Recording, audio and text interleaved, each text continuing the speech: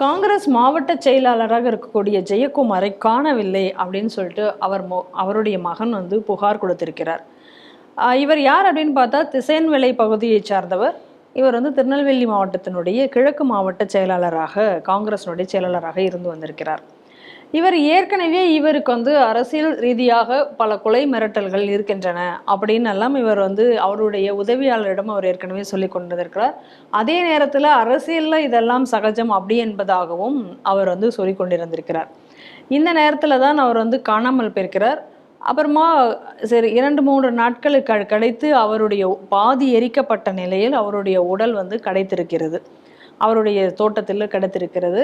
அங்கே வந்து பார்த்தா அவருடைய கை கால்கள் வந்து ஒரு பலகையில் கட்டப்பட்டிருக்கு. மின் ஒயரினால் பலகையில் கட்டப்பட்டிருந்து பாதி எரிந்த நிலையிலும் அவர்கள் கைப்பற்றியிருக்கிறார்கள். இந்த நிலையில் அவர் எழுதியதாக சொல்லி ஒரு கடிதமும் இன்னைக்கு வந்து வெளியாகி இருக்கிறது. ஒரு 5 பக்கம் கொண்ட கடிதம்.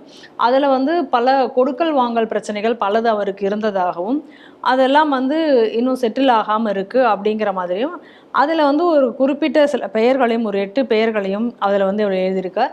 அதில் முக்கியமாக உள்ளது வந்து எம்எல்ஏ ரூபி மனோகரன் பெயரும் அதில் வந்து இடம்பெற்றிருக்கிறது. இவர் அனைவரிடமே இவருக்கு வந்து இந்த கொடுக்கல் வாங்கல் பிரச்சனைகள் இருந்ததாக அதில் வந்து குறிப்பிடப்பட்டிருக்கிறது.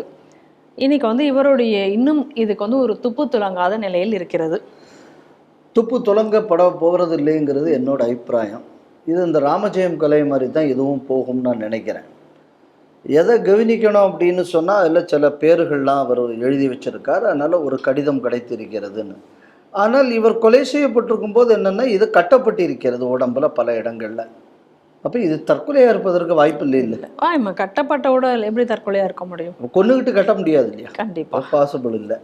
ஆனால் எனக்கு இந்த கடிதத்துக்கு மேலேயே ஒரு சந்தேகம் இருக்கு. இந்த கடிதமே முதல்ல நியாயமானதாகத்தான் இருக்கிறதா அப்படிங்கிற சந்தேகம் இருக்குது. ரெண்டாவது, இந்த ட்ரெண்டு எதை இப்போ காட்டுகிறதுன்னு பார்க்கணும். நான் இந்த உள்ளே போக விரும்பல. அது எந்த கட்சியானாலும் அதை பற்றி நமக்கு கவலை இல்லை.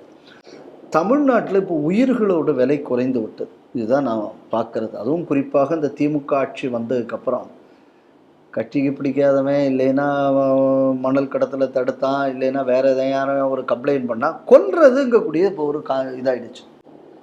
இந்த கனடா நாட்டில் இருந்தால் இந்த மாதிரி இந்த ஹயர்டு கில்லர்ஸை வச்சு கொண்டுகிட்டு இருக்காங்க.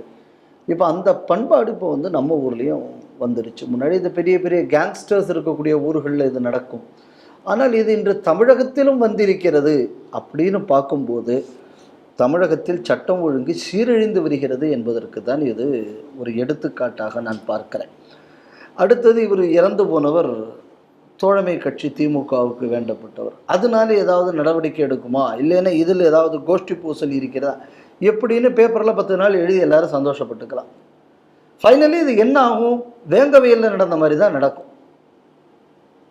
அதனால இது வந்து ராமஜெயத்துக்கு தான் கிடைச்சதா? இல்லை, ஒன்றும் கிடைக்கல. ஸோ இதுவும் இந்த வழியில் தான் போக போகிறது. ரெண்டாவது, நீங்கள் நெல்லை மாவட்டத்தை சுற்றி நீங்கள் பார்த்தீங்கன்னா ஜாதி சண்டைங்கக்கூடிய பேரில் பல கொலைகள் சீரியஸாக நடந்தது. எந்த கடுமையான ஒரு நடவடிக்கையும் அரசு எடுக்காததுனால ஒரு ஆளை கொன்னுக்கிட்டு தப்புறதுங்கக்கூடியது இன்றைக்கி ஒரு சர்வசாதாரணமான நிகழ்வாக இன்று மாறிவிட்டது. தமிழகம் முழுவதும் அப்படித்தான் இருக்குது. அதுவும் குறிப்பாக நெல்லை மாவட்டத்தில் இது சர்வசாதாரணமாக மாறிக்கொண்டிருக்கிறது. இது ஒரு ஆரோக்கியமான சூழல் இல்லை. இதவும் மத்திய அரசு கொஞ்சம் முதல்ல கவனத்தில் கொள்ள வேண்டும். இதனை இது அரசியல் இதுக்கெல்லாம் அப்பாற்பட்டு இது பப்ளிக் சேஃப்டிக்கே இப்போ ஒரு பிரச்சனை. ஹையர் பண்ணி கில் பண்ணக்கூடிய கில்லர்ஸ் நிறைய இருக்காங்க அப்படின்னு சொல்லும்போது இது வந்து ஒரு ஆரோக்கியமான விஷயமாக நான் இதை பார்க்கவில்லை. தமிழக அரசு உடனடியாக இந்த விஷயத்தில் நடவடிக்கை எடுக்க வேண்டும் நம்ம கோரிக்கை வைக்கலாம். ஆனால் எஸ்பி கலெக்டர்லாம் மாவட்ட செயலாளர்களாகவும் இன்ஸ்பெக்டர்லாம் வந்து வட்ட செயலாளராகவும் செயல்படக்கூடிய ஒரு நாட்டில் நம்ம அதை எதிர்பார்க்கறது என்பது கொஞ்சம் கஷ்டமான விஷயந்தான். பட் இருந்தாலும் நம்ம என்ன புரிஞ்சுக்கணும்னா தமிழ்நாட்டோட ப்ரெசண்ட் ட்ரெண்ட் என்ன அப்படின்னு சொன்னால் இது இன்று தமிழகம் அல்ல கொலையகமாக இது மாறிவிட்டது. இதுதான் உண்மை.